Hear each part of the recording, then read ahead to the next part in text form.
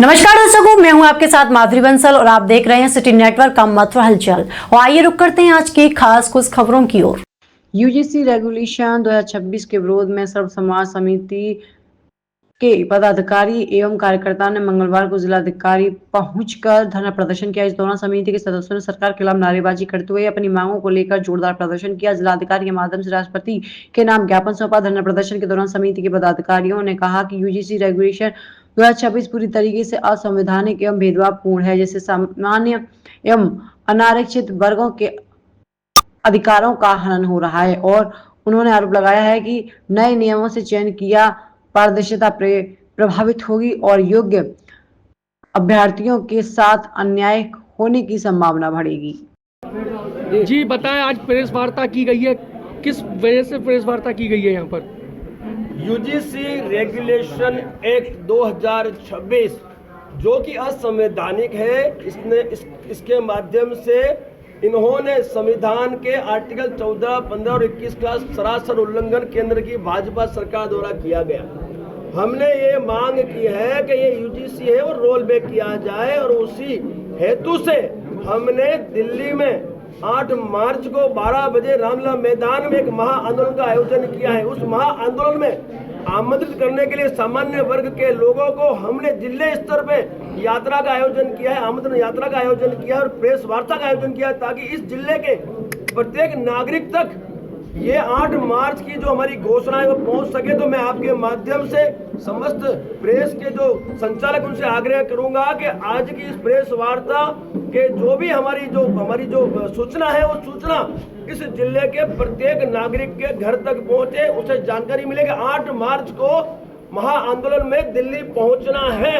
और इस UGC act के तहत सामान्य वर्ग के नागरिकों को अपराधित घोषित कर दिया गया है और उन पर हमारे जो छात्र छात्रा हैं उन पर अपराध इन्होंने घोषित कर दिया है। हमें इन छात्र छात्राओं का भविष्य सुरक्षित करना है, इसीलिए हमने महा आंदोलन किया है और आज हम मथुरा में हैं।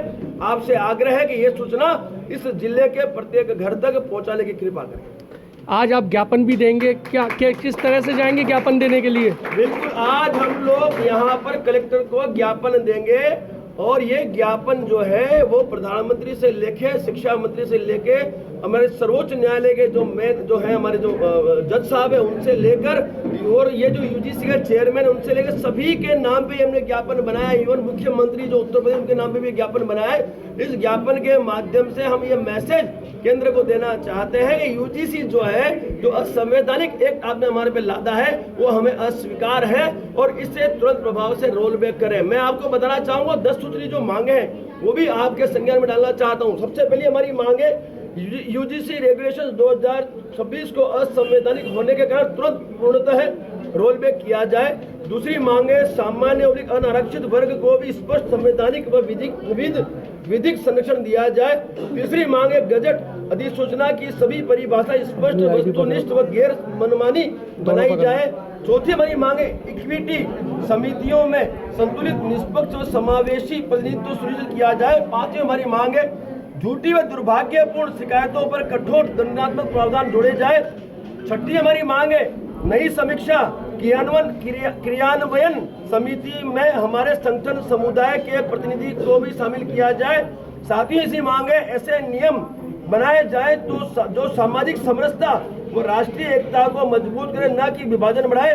आठवीं हमारी मांग है इस असंवैधानिक गजट के निर्माण में जिम्मेदार व्यक्तियों की निष्पक्ष जांच करवाई जाए और उन पर कानूनी कार्रवाई की जाए। और 9वीं मांग है एंटी रैगिंग एक्ट को पुनः लागू किया है। 10वीं हमारी मांग है विश्वविद्यालय प्रशासन की जवाबदेही तय कर दोषियों पर कार्रवाई शुरू की जाए। 10 सूत्री मांगों को लेकर कलेक्टर साहब को ज्ञापन दिया जाएगा और उसके पश्चात हम यहाँ से अगले जिले के लिए प्रस्थान करेंगे। यूजीसी को लेकर जिस तरीके से नए नियम थे उन पर लास्ट रिपोर्ट में रोक लगाती है, लेकिन सरकार ने अगर ये फैसला वापस नहीं लिया तो आपका अगला कदम क्या? साहब, सुप्रीम कोर्ट ने रोक कब लगाई? जब हमारे जो एक पक्ष है, जो हमारा जो कानूनी जो पक्ष है वो पक्ष जब सुप्रीम कोर्ट में गया, जब हम गए तो रोक लगी ना भाई। तो हमसे थोपा किसने? केंद्र सरकार की भाजपा सरकार ने हमें थोपा, तो वापस कौन लेगा? केंद्र की भाजपा सरकार लेगी। तो सरकार ने इसमें क्या किया ये बताया आप तो भाई। हम पे ऐसा एक थोप दिया जिसमें हम अपराधी घोषित हो गए। और सुप्रीम कोर्ट में हम गए, हमने जाकर रिट डाली और हमें स्टे मिला। तो ये तो हमारा एक मोर्चा था जो हमने संभाला, अभी आंदोलन का मोर्चा हमने संभाला।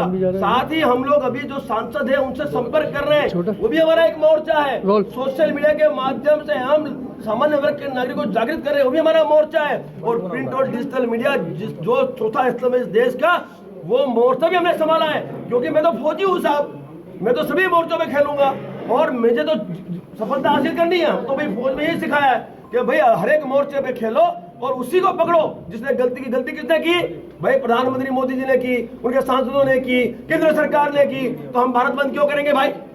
हम भारतीय जनता को परेशान क्यों करेंगे भाई? हम भारत की संसदीय अनुसार क्यों करेंगे भाई? नहीं करेंगे। हम तो उन्हीं को पकड़ेंगे जिन्होंने ये जो एक गैर कानूनी, जिसको कहेंगे गैर संवैधानिक एक गैजेट हम पर थोपा। ठीक, तो ये बर्दाश्त हम नहीं करेंगे और न्याय लेकर ही मैदान छोड़ेंगे। ठीक है।